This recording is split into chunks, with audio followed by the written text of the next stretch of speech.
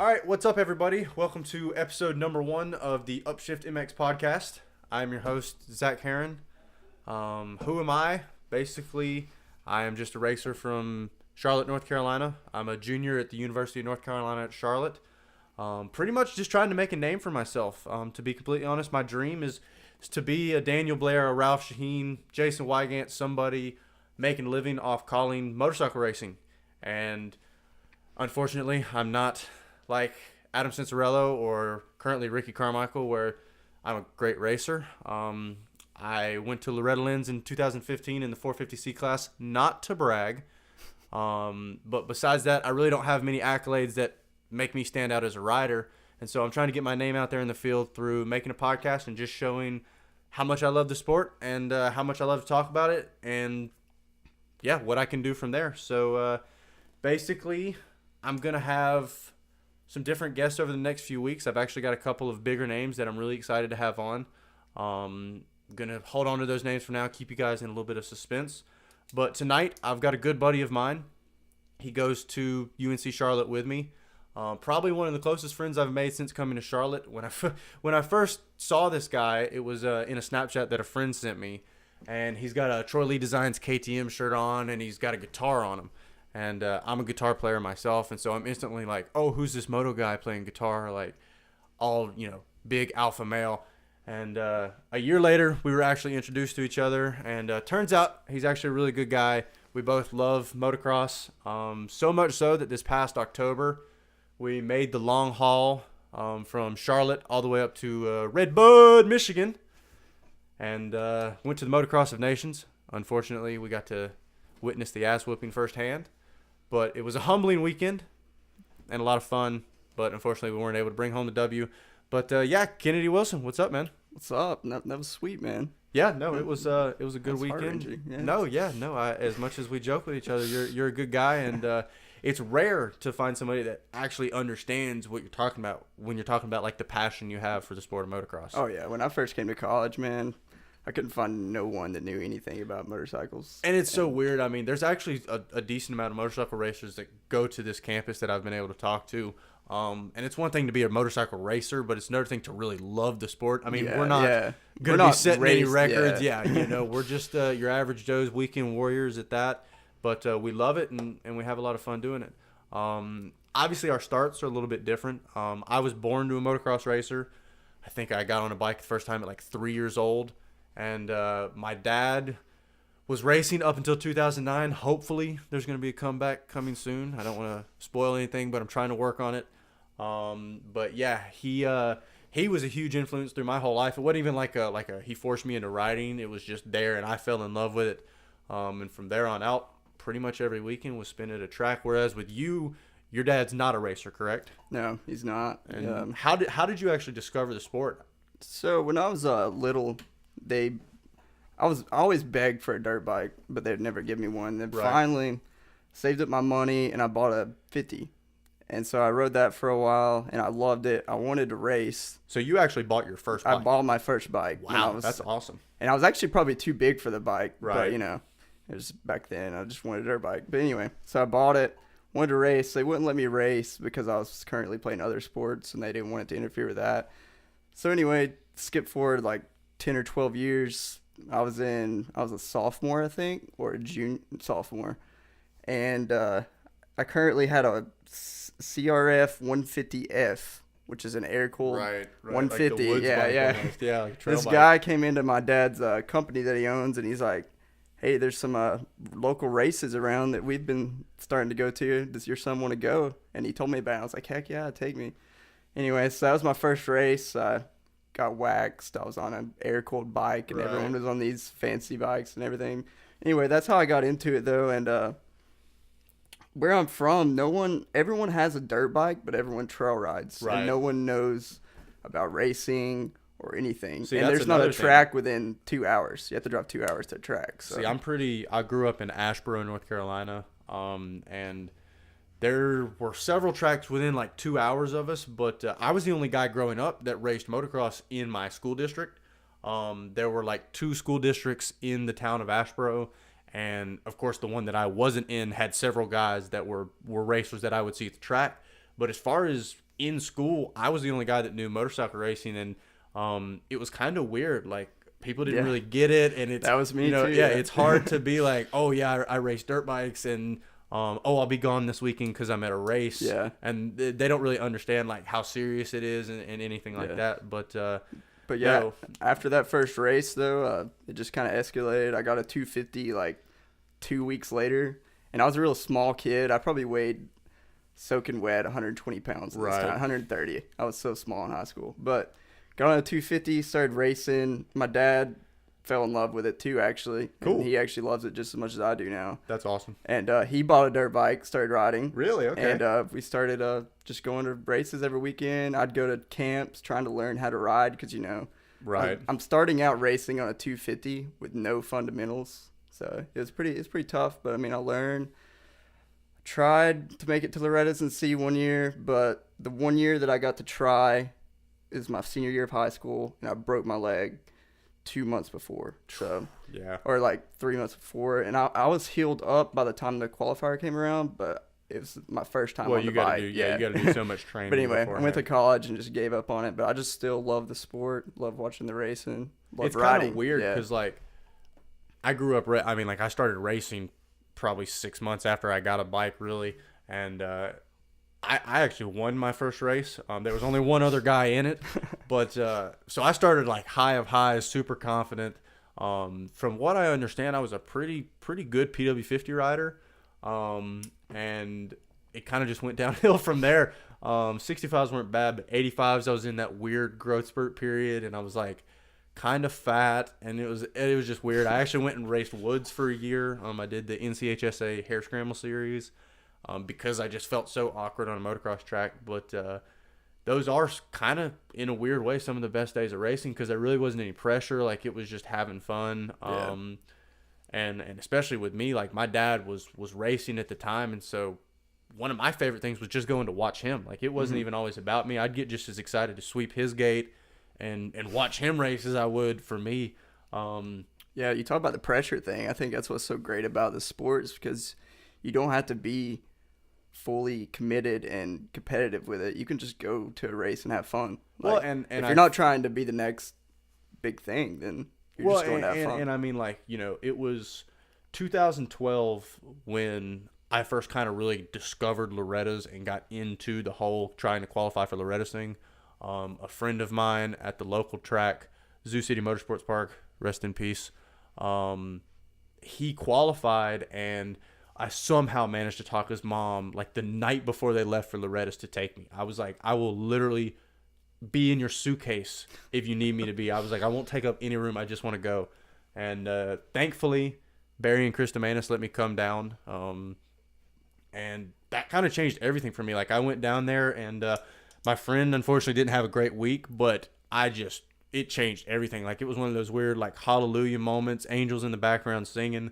But that was when I got really serious and decided that I wanted to go to Loretta's. And it took me several years. 2013, I dislocated my shoulder right like the day before the area qualifier. And then 2014, I was at south of the border, and with like 2 turns left to go, I was leading, had the overall in hand, and tore my ACL, MCL, and medial meniscus, and had to have knee reconstruction. And so it took me up until 2015 before I was able to go, and it was kind of weird. Like, you wake up every day with the thought of Loretta's and how am I going to get there. And thankfully I made it. I had a great week. And like I say, guys, this was 450C. Like, I don't want to act like I was Adam Cincerello, like I have Kawasaki expecting a title on me. Like, the goal was just, honestly, at first, just to get to a regional. Like, I had always gotten hurt at the areas. And then I think that was the cool thing about 2015 was we were just kind of trying to make it as fun as possible. But I went to Gatorback for the Southeast Regional and absolutely sucked. I think I went 12-20 DNS. I didn't even race the third moto. I was doing so bad. It was horrible. And then the very next weekend, we go all the way up to Unadilla, and the pressure was on. Like, it was a weird feeling. Like, everything kind of came down to that. Third moto, I'm like, horrible start, like 37th on the first lap, like horrible. But thankfully we were able to make it happen and go to Loretta's and have a really good week. But now that I'm done with that, and now that I've come to college, that was right before my senior year of high school. And then right after that, we kind of had to pull the reins up on it. We're not made of money. We couldn't afford to race like that and get ready for college. And, my parents always told me, like, you're racing your college fund away. Like, remember this, because we're not going to be able to give it to you forever. Yeah. And, that's true. And I mean, right now, as much as I would love to go travel the country while I'm in school and stuff like that, I totally understand. They gave me everything I could ask for growing up, and so I'm super thankful. But it is weird for me now to go to a track and not just spin laps and try to make lap times and try to, why am I not going fast here? It's kind of difficult. It's been difficult for me, at least, to get accustomed to just riding again and just having fun. I don't really have any crazy style. Like, I'm not throwing pancakes out there. See, when I go to the track, I'm just trying to make it one lap at a time. Well, and that's what it's gotten down to. I mean, like, my arms are starting to cramp up just talking about riding. And so, not being in shape is a big part of it. But, no, it's something that I think once you get the bug, you're not going away from. And I mean, it's something that I've tried to explain to a lot of people. And until you get it, you won't get it. And so, but with that being said, I think it was like Austin Faulkner, kind of. I'm trying to think of who the first pro was that was younger than me. But you want to talk about like a heartbreaking moment? It's kind of weird. Like, even right before I was going to school, or like right before I was, going to Loretta's, even in the C class, let me reiterate, you'll have that like glimmer of hope. Like, in the back of my head, I'm like, Jeremy McGrath only had a C class title. Like, maybe Mitch Payton does watch the 450 C class. But it was Adam Cincerello for me.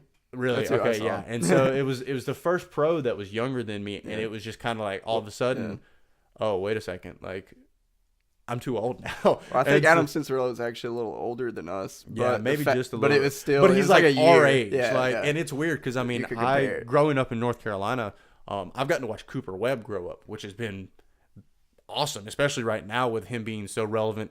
There's a lot of guys out of North Carolina too right now. Absolutely. Yeah, no. And I mean, hopefully some of them will be on the show. I think especially this season, we've had another North Carolina native who's making his Supercross debut. He's proven himself in other aspects of the sport, but he's coming on an episode, and I'm really excited to talk to him because I got to work with him some while I was riding for Loretta's, and I'm going to be honest, I didn't like him when I first met him. I didn't really know him, but when I actually got to meet him and hang out with him, hands down one of the nicest guys I've ever met. I think just watching, I remember when Cooper Webb came to the local track, he wasn't even on a CRF 150 yet. Like, he was still on an 85 and absolutely blowing everyone's hair forward. Like, it was just unbelievable to see how fast that guy was compared to everyone else. But, I think growing up in the South, we've been able to see some really big names come up, and it's kind of a weird feeling now to know that I'm not going to be a pro rider. I have to accept it, and that's kind of where this whole announcing thing came from. It was actually 2012 in, I think it was March or April, I broke my shoulder blade, and I was in like this funky little cast, like funky brace, and it like wrapped around your back, and then you had to like lock your wrist into it to keep your shoulder. It was weird, but if you stuck a microphone in the hand, it held it like perfectly up to my mouth. And it was kind of a funny thing. I mean, I've always grown up and liked talking. You do like talking. That's true. Yeah, no, I'm going to do it either way. And so, Barry Maness, the track owner of Zoo City, and Mike Elliott, the guy who was the announcer at the time, were actually both really open and really cool. And I think they actually came to me and were like, would you maybe want to try announcing? And I'm not afraid to make a fool of myself. I'll stand up in front of a couple hundred people and do something stupid going into it knowing I'm going to be a fool. But I gave it a shot, and I really, really enjoyed it. And I had a lot of people come up to me afterwards and were like, oh, we really enjoy when you announce. And so started announcing at Zoo City pretty regularly. And then as I healed up and was trying to be more serious as a racer, I had to kind of take a step back. But I did suffer a few more injuries throughout the years, and whenever I was hurt, I would announce consistently for any of Zoo City's races. And then there's another track in Ellerby, North Carolina called Windy Hill. Have you ever been to Windy Hill? No. No, you haven't yet. We got to go It's a sometime. long ways. Really? Well, from where I'm from. Right. But, Yeah, all the way from your place. Yeah. Well, no, we should go because I mean, Peggy and Joe, the owners of the track, absolutely great people. It's a cool track. Like they had a Southeast Regional one time, and what year was it when Webb was on the 150 and then he was qualifying in the 250F and Schoolboy 2 at Loretta's? That's probably before I even paid attention to the sport. It was probably like 2012 or 2013, but that was cool to see all the people down there. I remember Keith Tucker, Bennett Mantooth, all those guys. It was cool. It was just fun to be down there. I wasn't racing at that race, but they came to me and they were like, "Would you like to do some announcing for us?" And it just was a perfect fit. They're great people. They've taken me in like family, and I'm excited for their next race. I think it's coming up in October. I'm going to be working there, but great people. And I was like, look, I'm not going to be a pro. I'm not going to be somebody that's making all the money off racing, so I might as well try this announcing thing. And so I think my total rap sheet, I've announced maybe 2 or 3 motos at Loretta's. I talked Rodney Tomlin into letting me announce some the night before. I've mentioned that I was a guitar player, and I was doing the Loretta's talent show, and Rodney Tomlin, who's the announcer, was hosting it. And we're like backstage. I'm about to go on the stage, and I was like, "Hey, is there any way you think maybe I could announce tomorrow?" And he was super cool about it. Invited me up in the studio the next day. I got to call some races. I'm also friends with Rocket Rob Bitus, who announces the Pro Nationals. Rob probably is one of the people that inspired me to become an announcer. Growing up, he worked with my dad, and so whenever we'd go to the Nationals, he was always there, and especially when I was young, he made sure he made time for me. He always showed me something that was just awesome. I remember in 2007, before your time, I'm assuming. Yeah. Dude, you need to go back and watch 2007. What a year. Villapoto, and then do you know who Ben Townley is? Mm-hmm. They were teammates on Pro Circuit, and they were just back and forth the whole year for the title. But yeah, I'm at Budds Creek. I don't even remember how old I was, and Rob like calls me into the Pro Circuit rig, and I'm like standing there, and he tells me to climb up this ladder and see what's up there. And I climb up the ladder, and there's Villapoto and Townley sitting there getting dressed. And he's like, "Go hang out with them." And it was super cool. I got to just hang out. All I remember is Ben Townley told me I was chilling like the Fresh Prince of Bel-Air.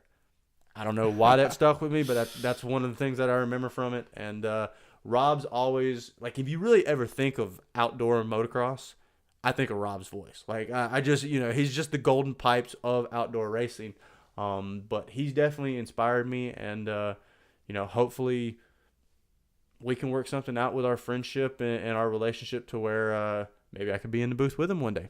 That would be awesome. He's interviewed me at, like, Budds Creek and at Muddy Creek and stuff like that, and definitely given me opportunities to come up in the booth that he wouldn't give the average person. So I think I owe him a huge thank you. But yeah, I guess just trying to make this announcing thing work out starts with the podcast. I think you could take Ricky Carmichael's spot right now, though. Oh, everybody hates on RC. Well, it's funny. I heard, I don't even remember who it was, but they broke down like the dynamic in the announcer's tower. They were like, you've got the guy who isn't the racer and the guy who is the racer. Yeah. And I mean, if there's a racer out there that's been there and done it, it's Ricky Carmichael. And I mean, I think he's doing a good job. I think it's a lot more difficult than people realize. But I mean, Jeff, I don't really remember Jeff when he first came in. Like, I was kind of young at that point, but Jeff's pretty well rehearsed. Especially, like, have you ever watched the Moto Inside the Out? Or I think it's Supercross Behind the Dream. I know he had like a list. It was a stutter. Yeah, not stutter. But it's cool to see how well he got in it. And I mean, I think Ricky's gonna, as he gets more comfortable with it, I think he's gonna get better and better. I really like Daniel Blair. I just think he's cool. I like his podcast. I just don't think he has a resume they're wanting to put him in the booth. Well, as far as a racer goes, yeah. I mean, I think there's some things there, and he's even said, like, you just don't have the rider credentials to be in the booth. But I think as far as an announcing standpoint, I think he definitely does a good job of saying what's going on. What I always find funny is just the amount of crap Ralph gets. I mean, and I'm guilty of it. Like, I'll be the first to admit, I have given Ralph some crap over the years. I think he's a pretty good announcer. He's a great He does his job. Yeah, I mean, he does it. And I mean, I think what a lot of people don't think about is we're diehards. We're moto heads. Yeah. We're in it. And I mean, we're sitting next to a Wheaties box with Ryan Dungey on it. We know motocross. But your average person, they don't really understand what's going on. And I think Ralph does a good job of breaking it down. So not only can you understand what's going on right there in the moment, but also, the big picture and that there's a series to try to get you involved in the sport overall. Yeah, but I think also saying, like, that blue Yamaha or, some of the stuff they do is a little too much, I think. And I think they need to have more of a breakdown of what's... your average Joe who's never picked up a dirt bike, never raced, never looked at it, and you're flipping through the channels, and all of a sudden there's, Tomac and Webb side by side in the air. And you're like, oh my God, what is this? And like you're watching it and you get that there's a race going on, but you don't understand, oh, Tomac's on the Kawasaki. Oh, here comes the KTM followed by the Honda. Like if you don't understand what those things mean, I mean, to your average person, Honda's probably a car. They don't know what KTM is. Kawasaki, I mean, like you've heard of like the street bike commercial. You may know it's a motorcycle, but I think they do that just to make sure. Yamaha's a piano. Exactly. Like, and I think it's just... Husqvarna, isn't that a lawnmower? It's a radiator. Yeah, exactly. And so, but I think they do try to make it to where your average person can get into it and enjoy it. Speaking of the season and the Supercross season right now, what do you think? It's I'm a Eli Tomac fan. Carolina boys putting it though, and I've always liked Cooper Webb. So this season's put me in a very difficult position. Yeah, you're in a little bit of a predicament. But I mean, right I think Tomac's probably out of it right now, if you ask me.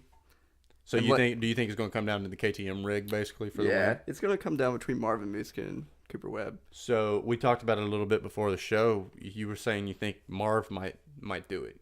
You think it's just because he's been in the situation before? And the way I see it, Webb hasn't had a bad race yet. No, he had a horrible race. I don't remember what it was, but he rode all the way back to second. No, that's a good race. He hasn't had a bad. It's a good result. race that came from a bad. Yeah. It possibly. He hasn't had like going down hard, a mechanical. Yeah. And the statistics show that there's going to be one a year. Yeah. No matter who. Gonna happen. Yeah. So that's what I kind of think. I wish I knew exactly what the comeback was because like I've heard it on multiple shows and stuff like that. He had a bad.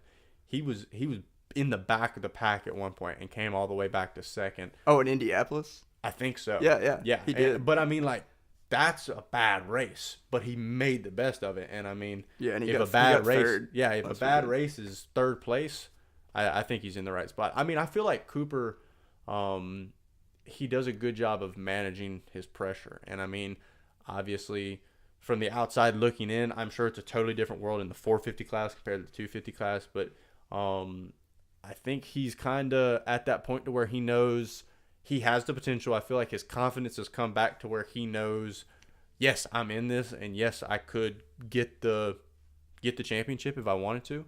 But I think it's just, I mean, Marvin's obviously been kind of in this, I could win the championship, I could lose the championship position. Marvin's had 8 straight podiums. Really? 8. Wow. So both of them are really consistent. Yeah. I mean, same for Coop. I mean, he's only been off the podium like once or twice this year. And I think they were like a 4th or a 5th. Like it wasn't far off the podium. Yeah. Well, he got an 8th, I think. Yeah, that's right. Yeah. That's right. I mean, I 100% am biased. Like I'll be the first to admit it. Carolina boy. Like I said, I saw him growing up. I got to pull. Yeah, I've gotten roosted by him personally, so I feel like I have to root for him, but I just think it's cool to see him back out front and fighting again. I mean, like, I'm not going to lie, I was a little worried there in the Yamaha days.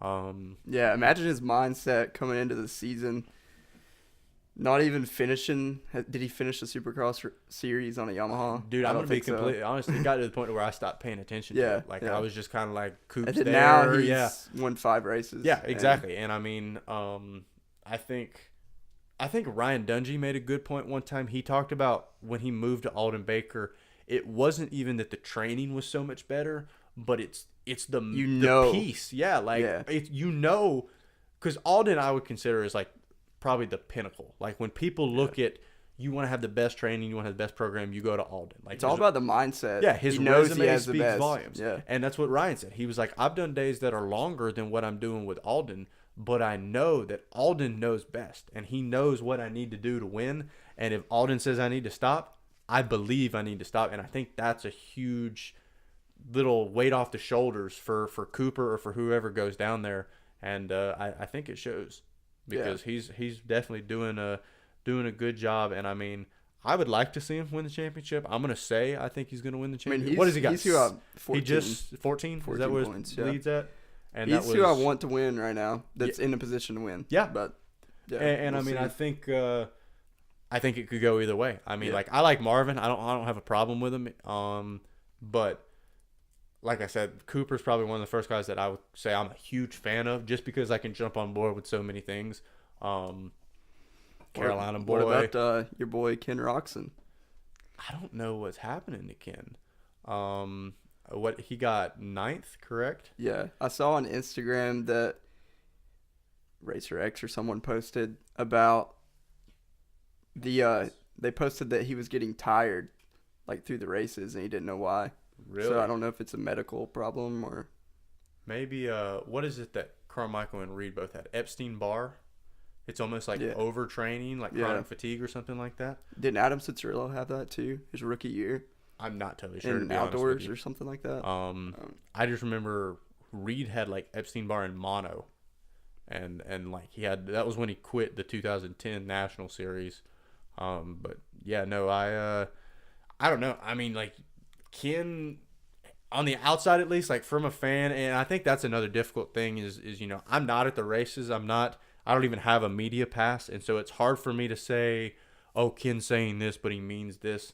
But I mean, from the outside, he seems confident. Like he seems to feel like he should be winning. But I think something's just kind of not lining up, and he's got to be frustrated. I mean, I think he just needs to switch it up. There's a lot of bad mojo on that Honda team. I feel like for him. You think?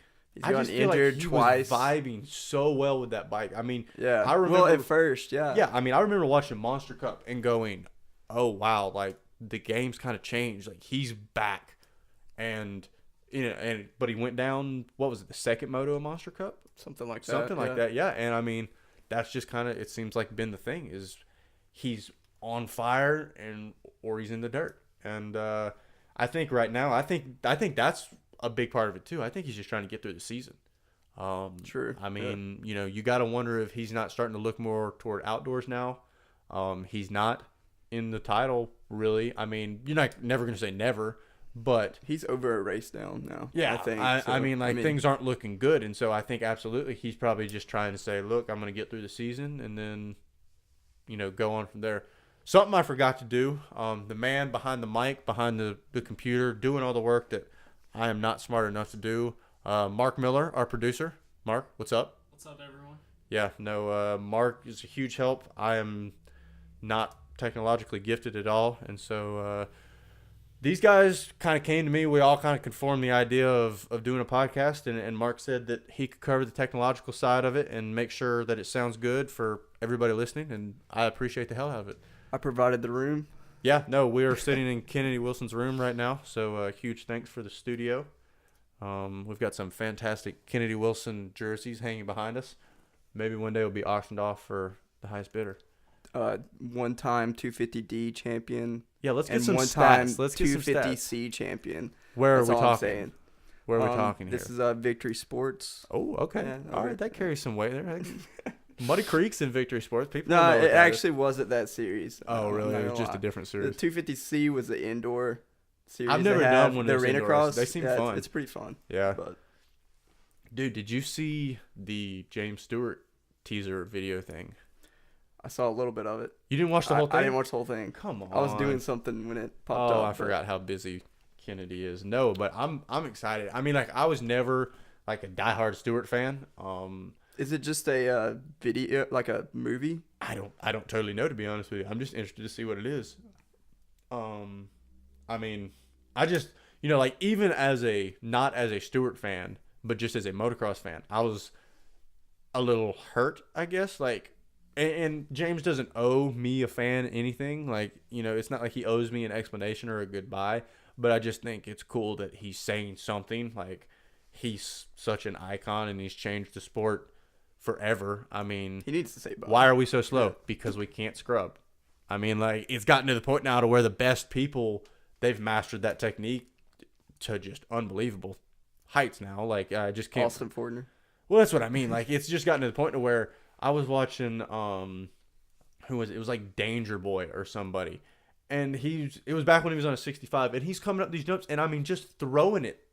And I just don't have the stones for it. I don't know what it takes. Yeah, I mean, if I'm that sideways, it's well, I keep probably asking bad. people. I'm like, oh, how do you whip? How do you scrub? And they're like, oh yeah, you just do it. Like, you just go for it. And that's the part I haven't mastered. I've watched all the videos. AJ Catanzaro did a video. Trey Kennard did a video. Ricky Carmichael did a video. And they all say the same thing. Oh yeah, too. no, it's all literally like the principle's the same. They don't I teach just you have to anything. do it, Yeah. and that's the part that I'm not good at. And so, yeah, no, it's just the style of racing has totally changed and definitely left me in the dust. But no, I just think it was cool to see Stewart. I'll be interested to see if it is a movie, like whether it's just talking about why he walked away or if it's like a career recap kind of. Because I think that would be cool to see. Is just something. I think it'll be a recap. Yeah, it probably. just goes through everything. Did you ever watch the Bubba's World show? Yeah. Really? Yeah, Okay, yeah, I like that show. It's funny now I find out that like Alden and these people hated it. Like all of the moto people, they just felt like it was a huge distraction. Wow. I had no idea about that, but it makes sense if you think about it. That's another thing I find funny, and I can't believe nobody's talked about it before. I mean, it's not really significant, but one episode of Bubba's World, he had that riding academy where he invited some of the amateurs over. I think it was Carson Tickle. I'm trying to think. Christina Older, she was over there. But Cooper Webb was there too. And Alden Baker was training. They did like a little training seminar. I just find it funny that like Cooper had worked with Alden for that one day and now he's working with him again. But yeah, no, from what I understand, Alden was not a fan of the show. And a lot of people just thought it was a big distraction. But I can see that. He kind of makes his riders boring, if you ask me. who's that? Like, Alden? Yeah. Like, I kind of miss the old Cooper Webb 250 days. Yeah, but I mean, I feel like Cooper's, because I mean, like I always like Cooper's interviews. Like I felt like there was a lot of like raw emotion. Like if he was like if he was pissed off, he straight up said he was pissed off. But at the same time, I think when you come to the 450 class, the sponsors and everyone, I mean, that's almost, true. Yeah. I feel like it always kind of drains it out of people a little bit. Just imagine if Marvin Muskin this next round runs it in on Cooper Webb, takes him out. Well, that's one thing about Cooper. I mean, like he stands up for Cooper. I mean, you know, we saw it with you. I mean, like even Bauer said, I think it was on Pulp MX. He was like, I like Webb because Webb's fiery. Like he'll fight back, and I mean, he doesn't care who it is. And I think, like I said, Webb's got that confidence. He knows he belongs up front again, and I think that alone is dangerous. And if Marvin wants to play, I think Cooper's fully prepared to do whatever it takes. I think he does have his championship in sight. You know, you hear everybody talking about, oh, does Cooper still think of himself as number 2? He's number 1 in points. He can't think of himself as number 2. He's a racer. And so, yeah, as far as I'm concerned, Marvin probably even thinks of himself as number 2. Well, that's where the question lies. Like we talked about how much the mental state plays into it. Like, however much this is messing with Marvin, hopefully he comes back for it. Because I mean, if you see Marvin Musquin at full potential, because Marvin's got some amazing style, especially in Supercross. He's one of my He's favorite. so fluid and smooth, like fantastic guy to watch ride. And then Cooper at full speed. I mean, Cooper's elbows up. You know, Kind of reminds me of Tomac. my dad in a says way. he reminds him of Damon Bradshaw. Now that was before my time, but Yeah. he says like the elbows up, just aggressive charging, is old school. And I mean, I think both of them at full potential is a hell of a race. Not to mention everyone else in the field that's going to be mixed in there too. So, what do you think about the rookies? Well, I'm bummed AP got hurt. Just because I really like AP. He's another guy. Like I just like his personality. Like he moved up to the 450, and I still feel like he was kind of goofy and just, you know, typical. Oh, he still is. Yeah. Typical AP. Yeah, no, and I like that a lot. I think that's cool. But I mean, as far as his season, I think it's it's your rookie season. I think he was trying to just get through the season. Well, and Atlanta, he got a it. 5th. Yeah, no, that's what I mean. That's a good result, and I think he was taking that as a building step and was planning on, I don't know. I wonder whether he considers himself an outdoor rider or a Supercross rider. Because, I mean, obviously with his GNCC background, you could argue that goes more toward outdoors. But the technical side of it, I feel like, makes a lot of difference in Supercross, too. Just his balance and comfortable, being comfortable moving around on the bike.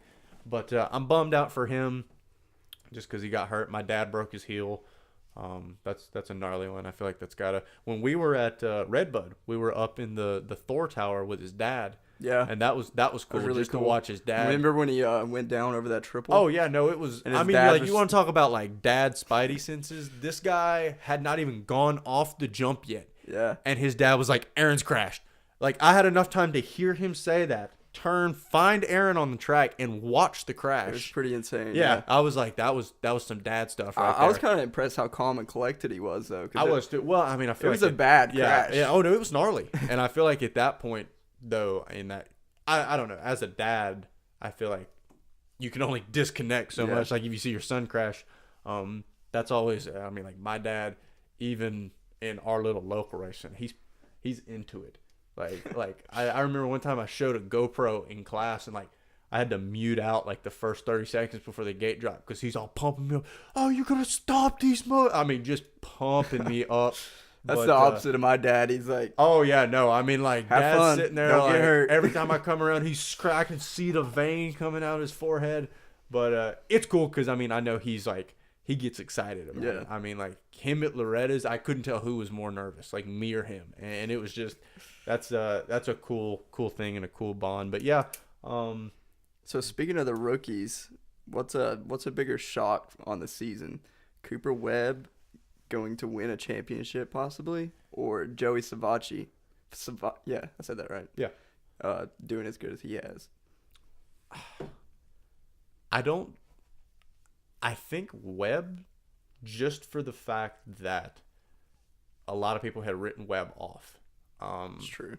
But a lot of people written Joey off too. I mean, yeah, and I mean I'll be the first to admit I watched Monster Cup and was like, oh, I was not expecting that at all. Well, I was expecting after he did good there, I was like, it's Monster Cup. I mean, dude, I probably hate when people say that though. Like Monster Cup is Monster Cup. Yes, it's a different format, and but at the end of the day, like those are still the baddest dudes on the planet. Like it takes a lot to win at Monster Cup, and I feel like. People don't really think about that. They're like, oh, he just won it. Like, do you know how hard? Do you know how fast I would be in the back? I would be lapped probably before I finished the first lap. Like, it's impressive. And I mean, his consistency is something to be noted. And I think he's making steps in the right direction. I mean, I think people just say that though because not everyone's there. Yeah, I understand the argument. It's not a Supercross. It's a Supercross track, but not really. But it's a different style of Supercross. But no, I think it's impressive. I think he's got to be satisfied with it. I think he gets a podium before season's over. I could see it. I think if he can get a good start and maybe run up front for a little while, I could see him winding up. Well, he has done that in a podium position. But I think for Cooper just to come out and not only win, like I don't think anybody's super shocked that he would win a race, but he comes and backs it up, and I mean like that was one of the things that everyone talked about in the beginning was he did it in a lot of different situations. He did it in the mud, he did it in dry dirt, he did it come through the pack. I mean, he's kind of shown like this isn't a fluke, like I'm here for real, and I think that kind of and I think the fact that he changed teams and he changed trainers and I think the like bike's probably the number one. Yeah, I mean I'm sure everything led to it, and Cooper being such a dominant force in the 250s, I think everyone kind of felt like this team, this trainer, this guy, if it was going to happen, it's going to happen, and it did. And I think that's the cool thing is everyone was kind of building it up, and Cooper, it almost seemed like in interviews, was playing it down. Like he was being very humble, I'm the number 2 guy, I'm here to learn. And I believe that he was going in with that mindset. But I'm sure after a while he's like, no, I'm here to Yeah. play. I can't do it. Yeah, I'm a racer. And so Like when I first heard that, like him saying that stuff on Pulpit Max, I was like, this is not Cooper Webb. yeah. But we were kind of talking about this before the show too. I'll be interested to see, like, next year and the year after that, who ends up where. I mean, like, I remember at one point saying it's so weird to see Tomac on a Kawasaki, but at the same time, It's so yeah, right like, now. I yeah. mean, it just seems normal now. Yeah, it's so normal now. I'd be wigged out to see him on anything else. Same thing with Roxon on a Honda. Like, in a way, Honda has like been with, and I think it's a lot of the injury and stuff like that. It's you see a lot of media with that and his comeback. Did you ever watch those, like the videos of his arm and holy crap? I'll tell you what bothers me about that is that Cole Seeley went through the same thing. Yeah. Well, not the same thing, but definitely. I mean, the same type of situation. Well, he went through a horrible injury. Yeah, but I mean, if anything, and he doesn't get any like recognition. Or anything. And I mean, I think technically, I saw a stat one time that like Ken is the most. I don't know if he's most followed or the most socially active or something like that, but Ken's a face for the sport. But Cole Seeley was second in points. Oh, yeah. I'm not trying to take anything away from Cole. I think Cole's a badass for sure. But Cole's kind of shy. He's never super. I'm not going to say he's not personable. I think he was on the Whiskey Throttle show, and he was super cool. I love that episode. Yeah, I actually watched that. It was pretty cool. But I think just like your average interaction with the cameras and stuff like that, you look at somebody like an AP, a Kenny, a Cincerello, someone like that. They're just they're more of a camera guy. They just they understand how it works. And Ken's super active on social media, and he was immediately giving everyone a look into what was going on. He was taking pictures of the arm, and he was taking pictures or videos of the rehab and stuff like that. Whereas I don't think Cole was necessarily in the position to do that. Like he was hurt. And I mean, I remember when he started that vlog, he was in a wheelchair, I think. He was in a wheelchair for like 2 months for or something while, like that. Yeah. And so I definitely think it's been overshadowed, and I wish they would talk about it more. I really would like to see like Cole come out and give like a crazy good performance. Like say he's out front and leading. I think that would be a good opportunity for them to, because I mean, a lot of people have said, you guys are kind of not talking about Cole, you're overshadowing Cole or whatever. But I think giving them an opportunity to talk about him, by getting out front, getting in front of the camera, in a big position like that will give them an opportunity to talk about it. But yeah, no, it's incredible to see what these guys do because, especially to us where we understand how fast they're going. We don't understand, but. Well, no, I can watch and tell you they're going really fast. I mean, I don't we understand have an experience. how the hell they're doing it. Yeah, but I can sit there from the outside and go, yeah, he's got it figured out. But there's so many things going on to be able to get that figured out for them to be injured. And I mean, for Cole to relearn to walk and relearn all that and then to get back to that level, that's just absolutely incredible. Yeah. And I mean, I think it's something that people in the pro world, they're always like, oh, will they be back at the same speed? Like, they're immediately like, oh, they're going to cut down their speed. Like, they kind of chop them down. But, like, can you blame them? Like, it's crazy. I mean, you look at Roxon and his arm is just all zippers. Well, he's probably never going to be as fast as he was in I wouldn't say that. 2017. I wouldn't say that. I don't know. I mean, like, I believe in Ken. I believe he can come back. Like I said, I don't know what's going on behind the scenes, but I think, he has the potential to come back and be a player. I hope, at least. I may be wrong, but I would like to see Ken and Coop and Marv and Tomac, especially in outdoors. I love Supercross and I love outdoors, and so I think for us, at least, I get to probably go to more outdoors, or at least I have growing up. And so maybe a little bit of favoritism going on there, but I don't know. I just would like to see him back in it. And I mean, it'd be a bummer for him to just kind of have to go out like that, something out of his control. But So what started this conversation was talking about like where riders are going to end up. yeah, And we was talking about. I heard that people were talking about Tomac and Roxon switching positions. Yeah. And I don't know if that's just a rumor. I don't know. It's most definitely a rumor, both of us. It's not like we're yeah. talking to Eric Kehoe or anybody It's what important. we hear we're hearing off podcasts social and we're hearing media, off social media and fans talking and stuff like that. But I don't know. I mean, like, I feel like even after a while, just a change in scenery, just a switch, I think is something that can benefit certain people, and just a change of environment. Maybe you're just not gelling like you were is a good idea. I don't have any suggestions as to who should go where. I don't know what's a good team, what's a bad team. Also, Cowie's kind of in a predicament because Adam Cincerillo. Everybody's if he wins like out, kind of talking like down the road. And like I said, once again, I don't really know the financial situations with Cowie. I don't know like how hard it would be to get. I wish they'd have 3 bikes. That'd be cool. That'd be really cool. But I think it might have been Pulp or Main Event Moto maybe that was talking about AC straight to Honda. Like they were saying like from 250s to Honda 450, and they were saying that Cowie goes with Forkner. Yeah, I mean, but you still have Savachi and Tomac. Yeah, if he stays there. Well, that's what I mean, and I mean, but I guess they're wanting to keep Forkner down for. I feel like it's kind of weird. Like I feel like Tomac's still one of those guys where he's gonna have a choice. Like I feel like there's gonna be teams reaching out to him, whereas I don't know about Savachi. Like I feel like Savachi, he would be a solid second guy. I mean, yeah, I think he was a solid second guy, and I think his timing worked out well with Kawasaki, and the deal worked out. Do you think they would drop Savachi to pick up Cincerillo if they're only going to take 2 bikes? I don't totally know. What is? Do you know how long Savachi's contract is? Is it it's 2 just years? one? Just one? Yeah. You can't argue with how well Savachi's doing. I mean, like I don't think outdoors. Cincerillo would do that good as Savachi's done this first year.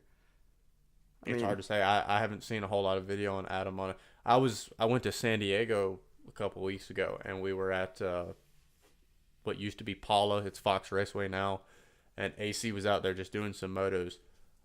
Unbelievable. I mean, like that's the first time I've gotten to see some of those pros. It was Cincerello, Justin Cooper was out there, Mitchell Oldenburg, and Mitchell Falk. And I mean, I wasn't taking lap times. Like I'm not comparing them to each other, but just to see those guys. And it's just a daily grind. Like they're just going out there. It's no big deal. They bust out these motos that are incredible. And then, they're back sitting on the bed of the truck, just hanging out.